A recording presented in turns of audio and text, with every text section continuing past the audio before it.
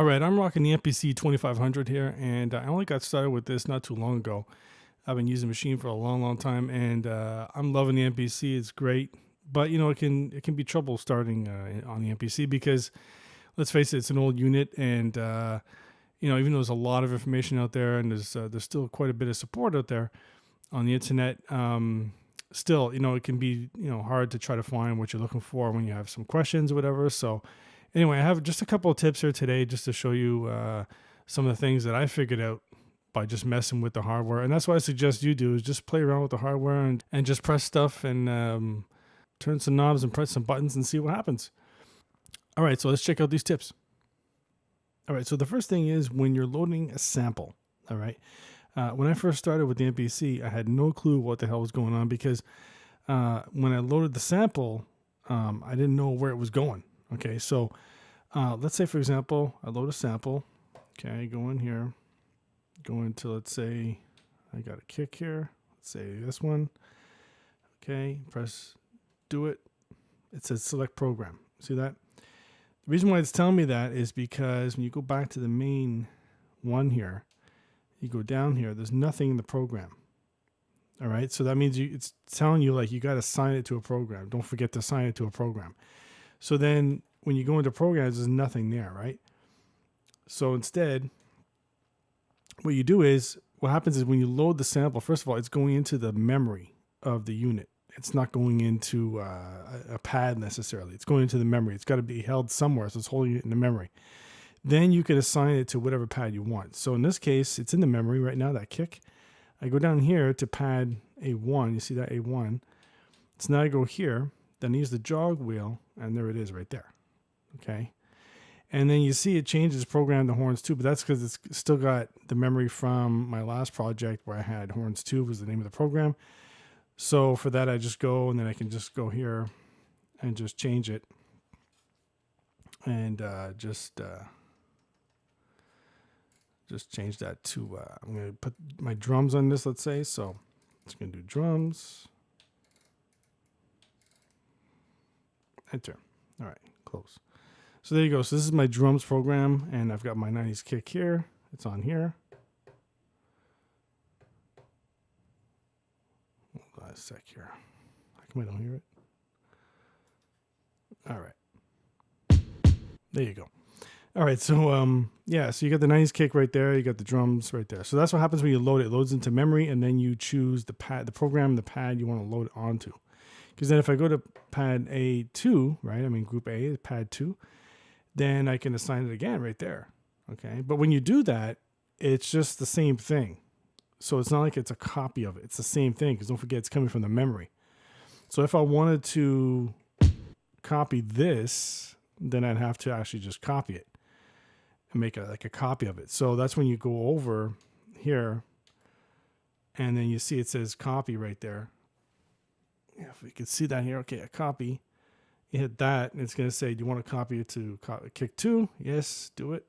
So there you go. So you see you got that there. Now you go back here. Okay, you got the first pad, second pad. Now I can choose this one. So now whatever I do to this kick, to this sample, is going to be completely different than this one. All right, so that's how you copy the sample. There's different ways to copy it, but that's just the way I copy it. It's quicker for me and all that stuff. But yeah, so that's what happens when you first load a sample, and that's how you assign it to the pad. Now, the other thing too is that when you're going to save your project, it's good practice to purge the samples you don't use. All right, so in this case, what I always do at the end when I'm ready to save everything, the way I like it, is I'll highlight like this. Okay, go over to the pad, go over to the sound. I hit the window key, the window button, and then from there, you see it says purge right here. So that's when you press purge, and it says processing, do it, will erase all samples not used in any programs and audio track in memory. 0 samples not used. All right, that's because I'm using both on this pad and this one. All right, so let's say I use the jog wheel and I remove that. Now there's nothing on pad 2, okay? So now I do the same thing. Hit the window button. Now I do purge. Now it says 1 sample is not used. That means that On that second pad, there's nothing on there, but there's still that kick 2 that's assigned in the memory. It's in the memory. It's being held there. So then I'll do it, and now you see I've only got that original kick there, and that's it. And the reason why is because when you save, you're saving everything from the memory, and you don't want to have stuff there that you're not using. You don't need it. So that way you save space when you're saving. So that's something to always do. It's good practice to do that. So another tip is the full level button. I always have that selected because that means that when you hit the pads, it's always going to be at the full level of the sound. That way you don't have to worry about hitting it really hard or really soft, whatever. But that's just my preference. You will probably want it turned off. That way you can just hit it, the velocity of the pad, how you want it or whatever. But I always put it full level. That's just my preference. So that's something to keep in mind. I didn't know what that was at the beginning. And the other thing is the 16 levels button. You press that and then you see, I don't know how well you can see it on here, but it says, well, I'm on pad A2, but let's go to A1. Okay, so it's asking velocity, or if you go down here and use the jog wheel, there's tune, filter, layer, attack, decay. All right, so what I want to show is, well, I've got a kick loaded. It's usually good for something like a horn, for example, but I use the velocity turn on, okay? What happens there is that full level's off and you got 16 levels on. What that does is it's a little trick, all right? So let's say you have a beat and you have a horn and you want to have a horn that fades out or whatever, instead of using a delay, because the effects on the MPC aren't great, right? And they're very limited. You can only assign 2 effects. So that pretty much sucks. So let's say you have a horn, in this case it's a kick though, but you have a horn, you could do this, like it goes from, this is the strongest and this is the lightest. So you can go something like that, or whatever combination you want. You can end up here or there, whatever. But it's a great way when you add a horn. It just sounds so much better. That's a nice trick when you're doing some horns or any instrument really. But you can do it with a kick too then. Yeah, something like that. So that's something to keep in mind. So go to 16 levels. Okay, you got 16 levels, velocity, turn on. And then you can do your little delay, like a little fade, little delay of your instrument. All right, so let's go into the edit mode. Okay, you go mode right here. All right. So now what happens is when you go to the start and end points, I don't know how well you can see that, but start and end points. Let's say, for example, you want to get rid of all the end stuff here. It's all crap. You don't want it. Use the jog wheel, start going, but it could take a long time. Depends on the length of the sample. So instead you hold the shift key and look how much faster that is. So that's a little trick that I figured out. Shift and jog wheel, and that goes a hell of a lot faster. So make sure you remember that. That will come in really handy. The other thing too is that when you're in the edit mode like this, okay, you can use the arrow key up and down to make the sample smaller or bigger, but not actually smaller or bigger, but just the way you're viewing it. That way, because sometimes the sample, if you sample it, it's very low, the volume. So if you go up, then you can really see the big difference there. All right, so that's the other tip. Yeah, and the last tip is the track mute. The track mute button's right here. When you go to track mute, okay, I'm going to load up a beat first of all. Okay, let's get rid of this stuff here. Hold on, let's load up a beat.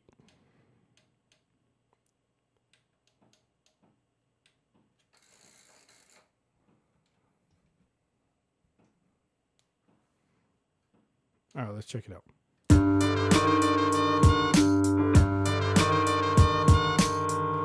All right, so what we have here is I've got my drums, piano low, and horns. Let's check it out. Just the drums. All right, so that means right here in the track mute, okay, what happens is, undo this here. I've got 4 different groups here, okay, 4 different tracks, I should say. And I've named them all, but then let's say I just want to hear the drums, so then I'll mute the others, okay? Like I'll just hit the pads. So that's the 4 tracks right there. So I hit those 3, hit play. Then if I want to bring in the other stuff,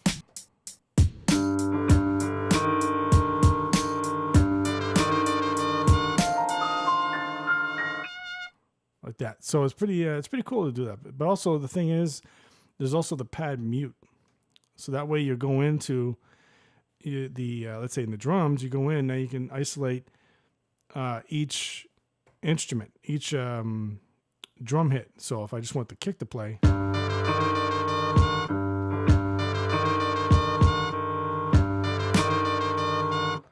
so there you go. So just don't forget the track mute. It comes in really handy, and then the pad mute within there.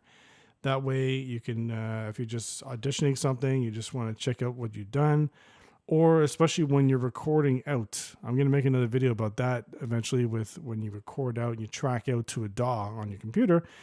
And this is what I do to track out. It comes in so handy. So make sure you remember that track mute is a really cool feature. Okay, so that's it for my MPC tips for now. And so if you have any questions, post below. I'll try to answer them. And don't forget to click on like, subscribe, and all that stuff. And go make some beats.